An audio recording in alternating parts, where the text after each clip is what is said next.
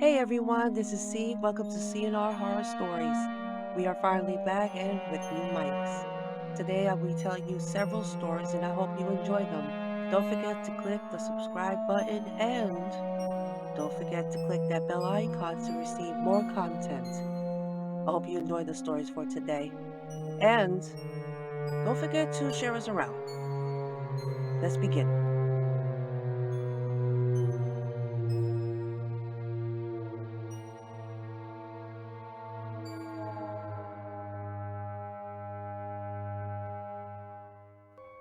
Back in 1908, it was called Alabama Girls Industrial School, and Condi Cunningham was one of the students who lived on the fourth floor of the main residence hall. Late one night, Condi and her friends were using a burner to make hot chocolate in her room. This was against the rules, but Condi and her friends were doing it anyway. They were all sitting on Condi's bed in their nightgowns when someone accidentally knocked over the burner. The bed caught fire, so did Condi's nightgown. She began to panic and ran down the hallway screaming for help. Now, as most people know, running is the worst thing you could do when you're on fire. You're supposed to drop on the ground and roll around. But unfortunately, Condi didn't know that.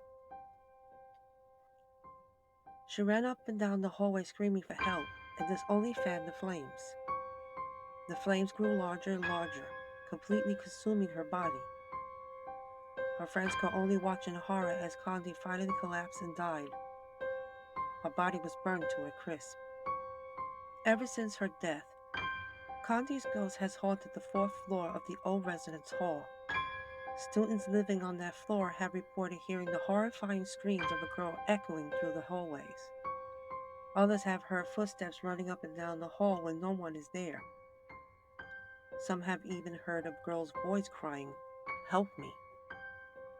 Late one night, a girl who was staying in Condi's old room heard noises outside her door. When she opened her door, she was shocked to see a fiery apparition running down the hallway. His body burned black and as flames blazed around it like a human torch. When the girl went back to her room, she saw her bed was on fire. The next morning, she left the university and never returned. Of all the paranormal events that surrounded this girl on fire, the strangest is what happened to the wooden door of Condi's old room. Right after Condi's death, her friends said they saw the image of Condi's burning face appear in the wood. The school administrator had the door replaced, but Condi's face began appearing in the new door. They replaced the door numerous times, but every time the image of the face came back in the wood. The girls were all so freaked out by this, eventually, they just removed the door and put it in the storage room. Even today, Condi's room has no door, and none of the girls at the university will stay in the room, so it remains vacant.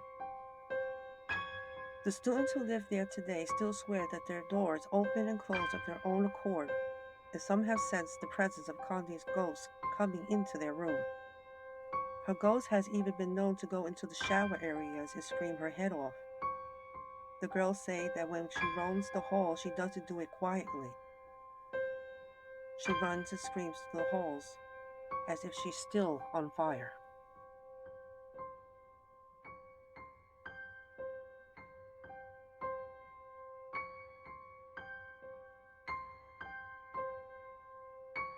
A few days ago, I had a really strange dream. I was standing on a long, narrow road that leads to my school. It was strangely quiet. No wind was blowing, no birds were singing, and no insects were chirping. The road was completely empty, and there was nobody else around. I began walking.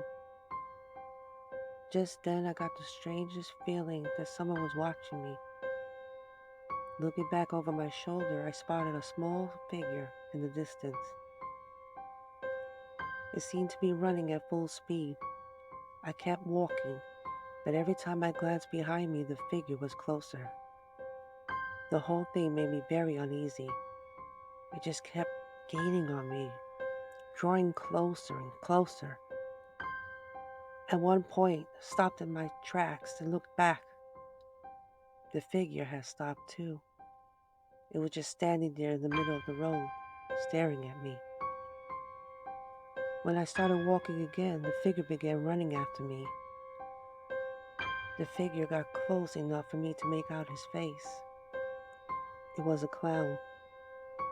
One of those sad clowns you see in paintings. He was dressed in a shabby hat and threadbare coat like a hobo. The way he was staring at me really frightened me. For a moment I thought, if he catches me, he will kill me. I wanted to run, but for some reason I couldn't. My legs felt heavy and I could barely lift my feet. It was all I could do to just keep up the same pace. The clown kept getting closer and closer. The next time I glanced back, I could see the clown's eyes. He was crying. I saw my school in the distance, and a feeling of relief washed over me. Something told me that if I could just get there before he caught me, I would be safe. Just as I reached the main gate of the school, I turned around one last time. The clown was right behind me. His hand gripped my shoulder and whirled me around. The most terrifying thing was his face. He wasn't angry at all. Instead, he had a desperate, haunted look. Tears were streaming down his painted cheeks. "Caught you," he said. Then, to my surprise, he just let go of me and walked away. I stood there dumbfounded. How could I have been so stupid? I had been scared for no reason. I began laughing at myself. The clown stopped in his tracks and turned around. He took a rusty knife from his pocket and held it up to his face. "The second time I catch you, I have to cut you," he said. "The third time, I have to kill you. See you next time." With that, the clown wiped the tears from his face and walked away. I woke up in a cold sweat. Ever since I had that dream, I've been too terrified to go to bed. For days, I've been filling up on coffee and Coca-Cola, trying desperately to stay awake.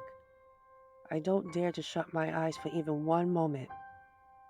I'm afraid I might fall asleep, and if I dream, I know the clown will be there waiting for me.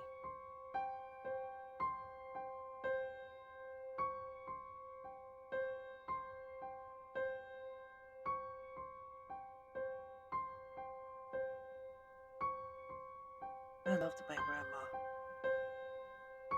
She used to bake me cookies, the kind with chocolate chips. When Mom said I couldn't have them anymore, Grandma still baked them and let me eat them before Mom came home from work.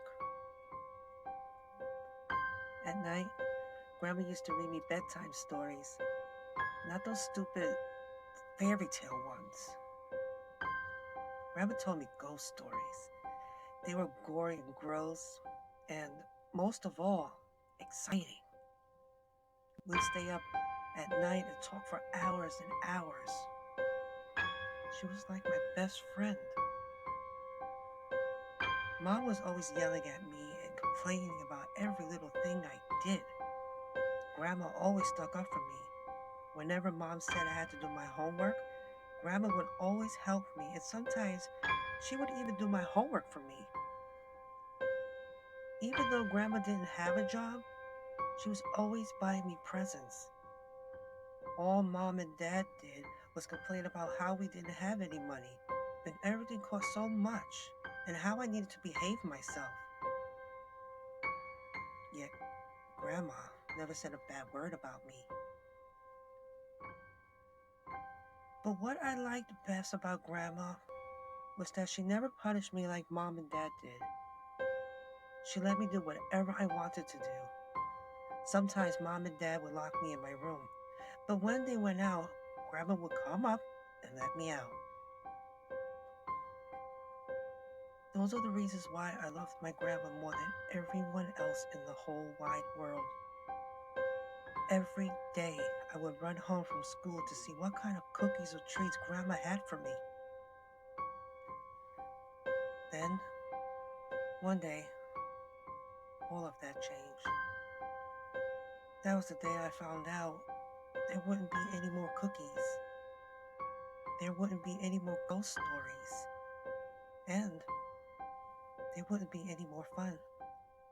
Because when I got home that day and opened the front door, Grandma was lying in a heap at the bottom of the stairs.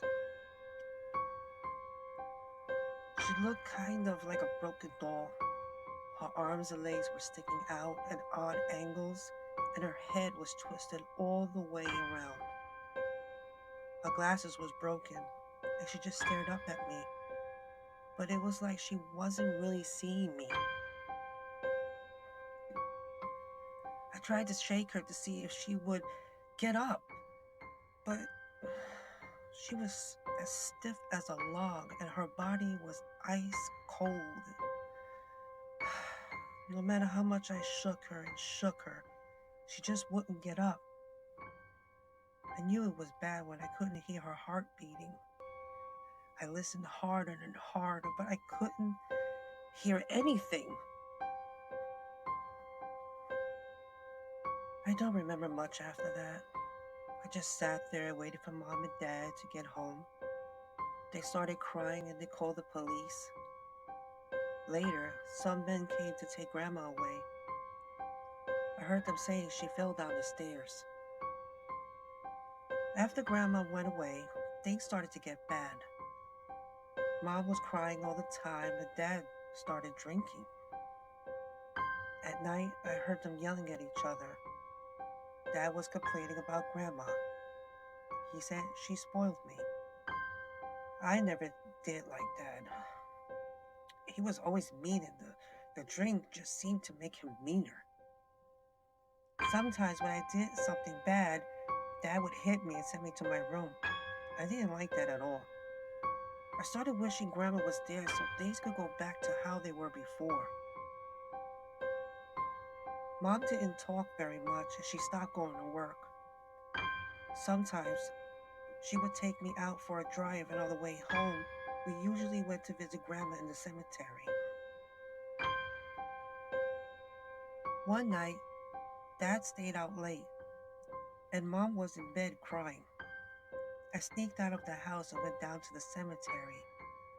I took my bucket and spade with me in my little wagon. Mom had taken me to visit Grandma so many times that it was easy to find her grave. I started digging and digging. It was a really hard job, but I didn't care. I just wiped the sweat off my brow and just kept digging. It took a long time to dig up the coffin, and when I finally opened it, Grandma didn't look very good. She didn't look good at all. Her eyes were gone, and her skin was all leathery and brown. Her lips were pulled back, and it looked like she was grinning at me.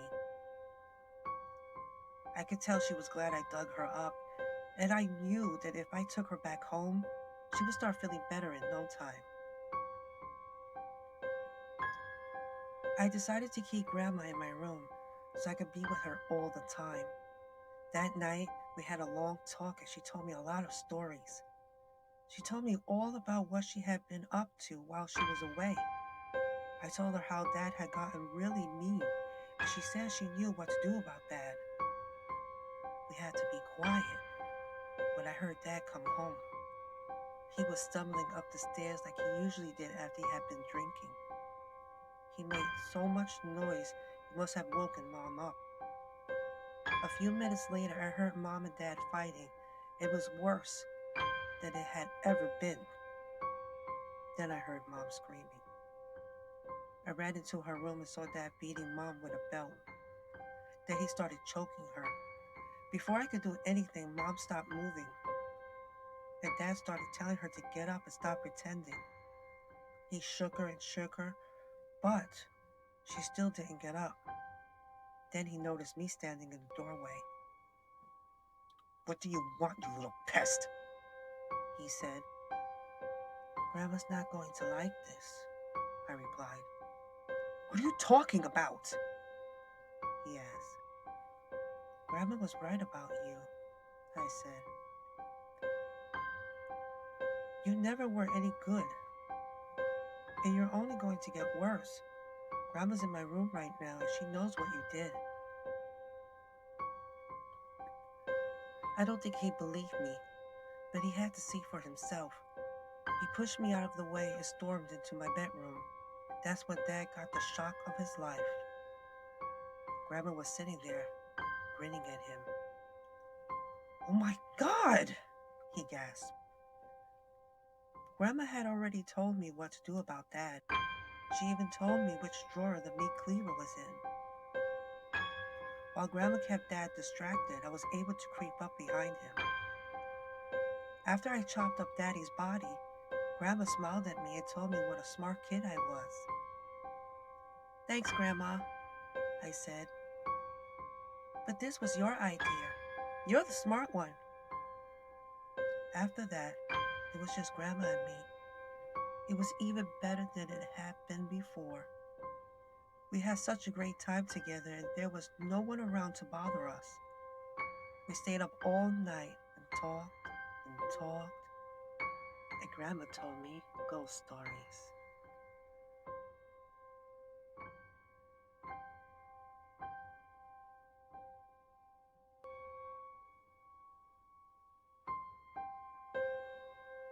One dark night, a 15-year-old girl named Lydia was walking home from her friend's house. She turned down a narrow street to take a shortcut and was startled by a sight of an old man standing in her path. When she stopped, the old man turned to her and in a harsh voice said, "Tell me the way."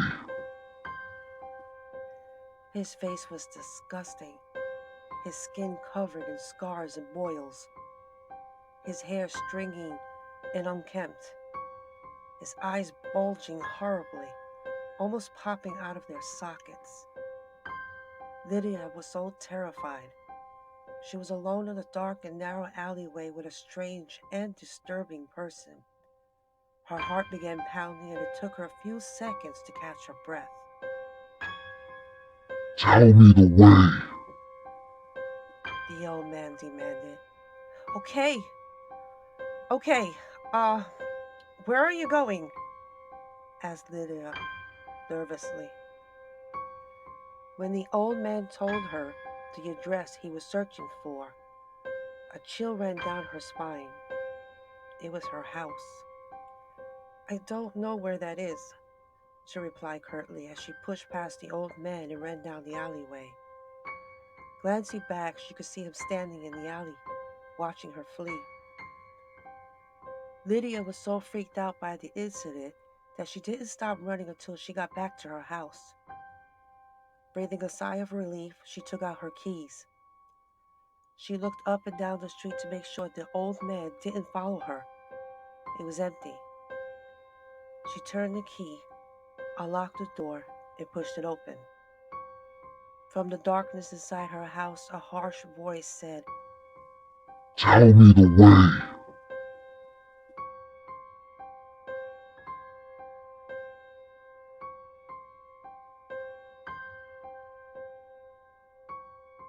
Wasn't those quite scary? I have to say the grandma one was my favorite. I wouldn't want to dig up my own grandmother, that's for sure. I think if I ever did, she would slap the crap out of me. It's just a joke. But I really hope you enjoyed today's features. I have had a hard time speaking due to my accent because sometimes my accent on certain words come through and I'm really sorry about that. So if you hear me say a certain word that is misspelled or kind of off, that's because I'm finding my accent. So please forgive me on that. But I really do hope you enjoyed the stories we featured today, and I really hope you give us a like, subscribe, and if you have any stories, just let me know, and I really would love to read. I'm a reader, I'm a fanatic of reading. Trust me, my room is filled with books. So if anyone who wants to share a story with us, don't hesitate. Just email me and I will read them for you and give you credit. So I hope you all enjoyed. And thank you for listening.